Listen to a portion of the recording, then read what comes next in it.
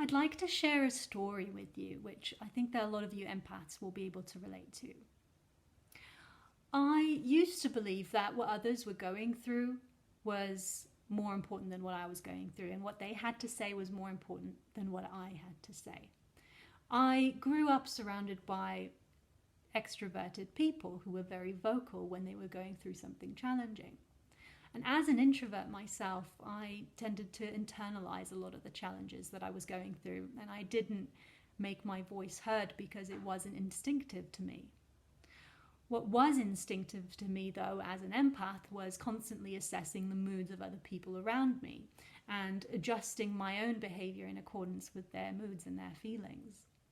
So as an empath, I picked up on the changing moods of people around me, and I felt their pain, and I just wanted to make it all better for them. These sort of tendencies are what created my codependency tendencies that I used to have. And this is exactly why empaths often do become codependents, because we are so sensitive to the subtleties around us in our environment, and we just want to make sure that there is peace around us, because without it, it makes us feel extremely uncomfortable. And so for this reason, I became easily reliant on the unpredictable behaviors and moods of other people. And I began to overgive, and I gave more attention to others than I gave to myself. And the intention was always to ensure that everyone around me was as calm and as peaceful as possible, with constantly focusing on what they were going through. And what happens with this constant focus on external factors like other people and my environment, it became so easy to lose sight of my own deep internal struggle that I was going through. For a long time, this held me back from figuring out who I was as a person. And I relied on others to tell me who I was. And when I was judged by them for not doing enough to help them, then I perceived myself as someone who was unkind, or not loving enough, or not considerate enough. And so, as a consequence of that, I remained quiet and I felt completely unimportant. I believed that anything I had to say was insignificant, and I also had selective mutism, so I couldn't literally speak in some instances up until my early 20s.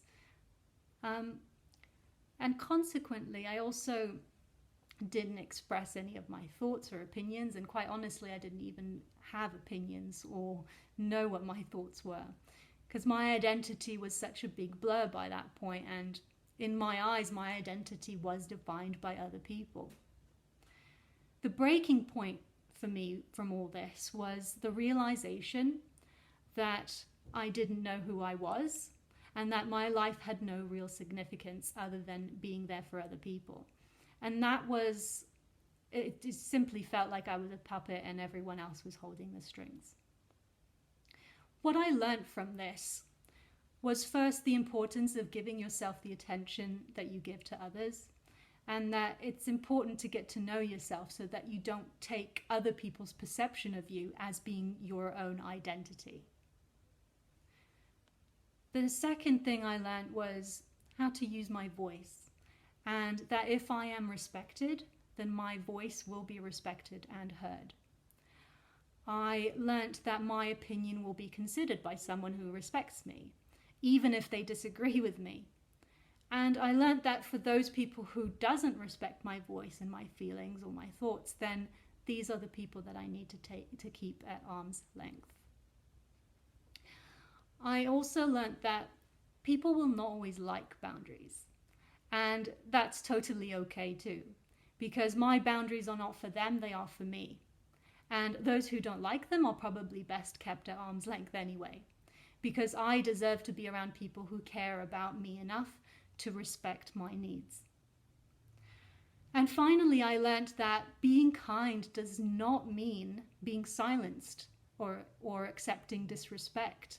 I learned that you can be genuinely kind and loving and considerate as a person and still have a voice. What changed for me was this inner discovery of myself, of who I was, including what I wanted in my life, of my sexuality, and the way I spoke to other people with more confidence. I was valuing who I was more, and that showed up through a sense of confidence. And that is how my self-worth began to grow, as I became aware of my patterns of overgiving and making conscious decisions around those as well. The undeniable truth in the matter is that, and what I know now is that I was worth it all along, and I didn't deserve to live my life in that way. I deserved the same as everybody else all along, and it just took me longer to realize that I too had that right, just like everybody else. If your story is similar to mine, I'd like to give you a few tools to think about today. The first is looking at your typical day in your daily life. How much attention are you giving to other people versus how much are you giving to yourself in regards to other people's needs and your own needs? Because in our daily life, naturally through work, we will want to meet the needs of clients, of bosses, and so we give them all of our attention. But more often than not, we don't give ourselves any attention in return.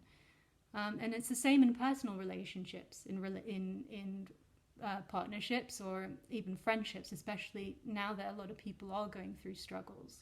It's easy to get lost in other people's struggles, but not think about giving ourselves the attention that we need. The second is intentionally use your voice if something does not feel right.